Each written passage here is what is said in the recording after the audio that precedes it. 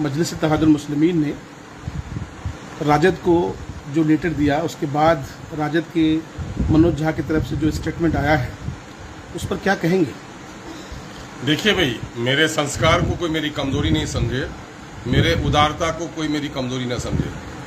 हरचंद के मुझे राजद से बड़ी तकलीफ पहुंचाई है राजद ने मुझको, मेरे 4 विधायकों को छीना, उसके बावजूद भी मेरे उदारता को आप देखिए कि बिहार की भलाई के लिए, बिहार के अवाम और नई नस्लों की और बिहार में सामाजिक सौहार्द और धार्मिक सौहार्द को बनाए रखने के लिए और बिहार में बढ़ती हुई जो सांप्रदायिकता है इसको रोकने के लिए हमने उदार होकर विचारधारा की बुनियाद पर उसको ये मैसेज दिया है। हम कोई लालाहित नहीं है ना, हमने उदारता के साथ दिया है और मैं बिहार के अवाम को गवाह भी रखना चाहता हूँ कि आप गवाह रहिए इस बात के कि सरदारी की फिक्र किनको है और बिहार की फिक्र किनको है। तो हमने दिया है और हम लालू जी से, तेजस्वी साहब से भी कोई जवाब भी नहीं मिला है। जहां तक आप ये कह रहे हैं, ये अपने इससे ज्यादा की बात कर रहे हैं। पार्टी के ताल्लुक से ये फैसला करने का अधिकार कहीं से भी मनोज झा साहब को नहीं दिया गया है। मनोज झा साहब पढ़े लिखे आदमी है, संजीदा आदमी है, लेकिन ये उसके अख्तियार के बस का रोग नहीं है। पार्टी ने अधिकृत कर दिया है लालू जी को और तेजस्वी जी को। तो ये बेचारे कहाँ से उसमें आ जाते हैं? बोलना है तो कुछ भी बोल देते हैं, बोले, उससे कोई फर्क नहीं पड़ता है। मुमकिन है पार्टी के लोगों ने बुलवाया तो उनको कम रेफरेंस से बोलना चाहिए। ये बात आदरणीय लालू जी ने हमसे कहा है कहने के लिए, उनके रेफरेंस से बोलना चाहिए, वरना नहीं तो ये पॉलिसी उनके है, उनसे ऊपर की चीज है। तो आधिकारिक तौर पर जवाब अभी तक आया नहीं है। अख्तरुल इमान साहब को उम्मीद है जी, अख्तरुल इमान साहब को उम्मीद है पॉजिटिविटी आएगी। मैं कह रहा हूँ, मैं अपना काम किए जा रहा हूँ।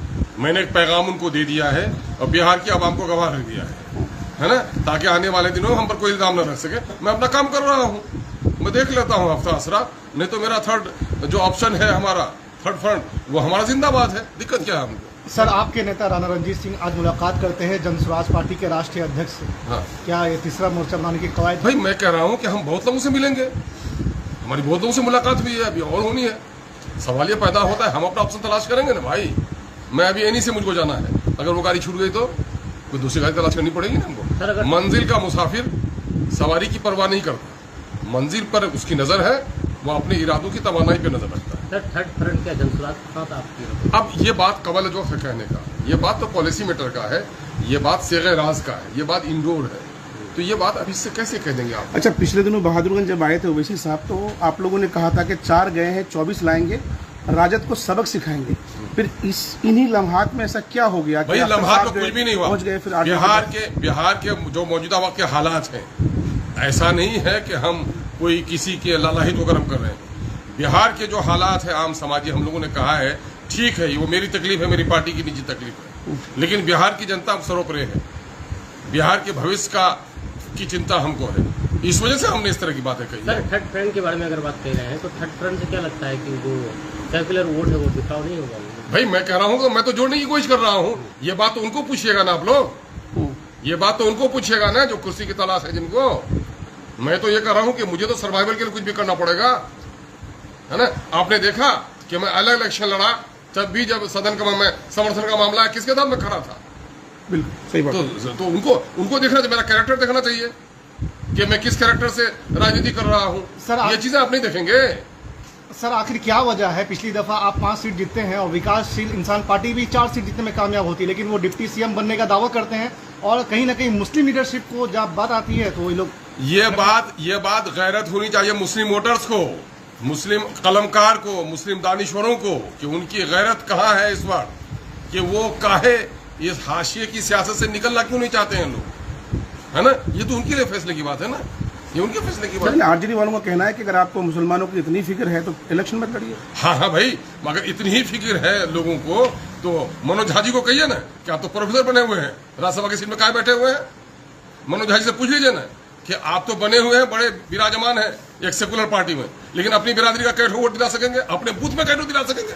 पूछिए जरा उनसे। मैंने सारे सबक पढ़ाएंगे गरीबों को, अमीरों का बेटा लफाजी अयासी करे तो कोई नहीं, बाबू जरा शौक हो गया है, और गरीब का बेटा तो आवारा हो गया है। ये बड़ा अजीब मसला है भाई। सर, वोटर लिस्ट में जो वेरिफिकेशन का कार्य किया जा रहा है, क्या लगता है इसमें कोई साजिश की बू नहीं आ रही है? भाई ये पूरे तौर पर चोर दरवाजे से एनआरसी नाफिज करने की नापाक कोशिश है, और ये तुगलकी फरमान है इलेक्शन कमीशन ऑफ इंडिया का। हम लोग जा रहे हैं 7 तारीख को जनाब बैरिस्टर असदुद्दीन ओवैसी साहब के ईमा पर, और हम लोग परसों इंशाअल्लाह हम लोग मिलेंगे भी ना, और भी लोग मिले हैं। लेकिन जो कठोरता दिखाई इलेक्शन कमीशन ने, और सिर्फ 25 दिनों में इतना बड़ा इंटेंसिव जो उनको रिवीजन कराना है, तो इतना आसान है क्या? इतना आसान है क्या?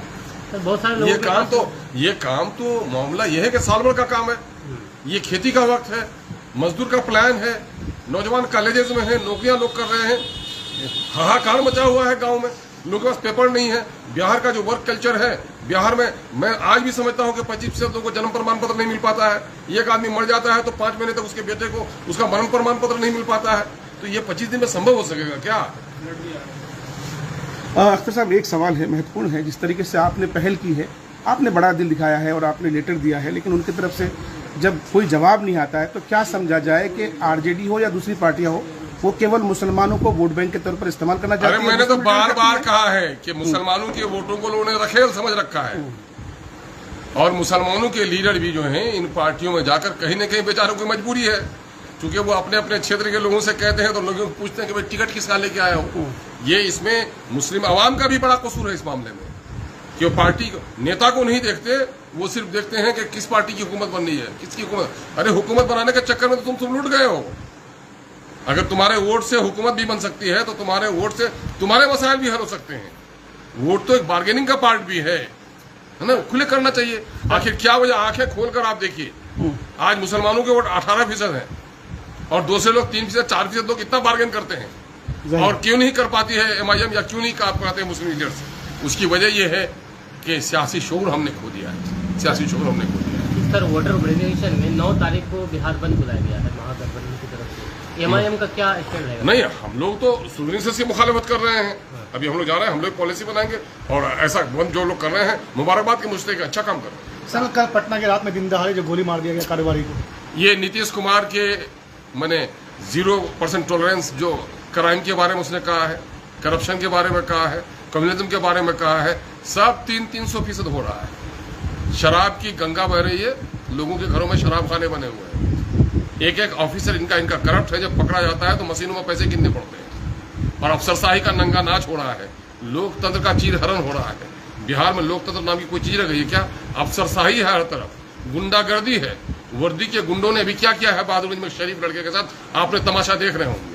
तो कहाँ है वर्दी के पहलवान पटने में जो सरेराह गोली चला दी जाती है?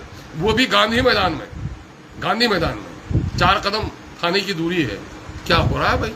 सर आसिफ रजा के साथ जिस तरह से पुलिस बर्बरता हुई है, अख्तरुल इमान साहब इस पर क्या किया? भाई हम लोगों ने इस सिलसिले में कई जिम्मेदारों से बात की है, करेंगे। इसमें इंडिविजुअली कुछ करने का नहीं है, मामला यह है कि अफसरों को उसके खिलाफ शिकायत करने का है।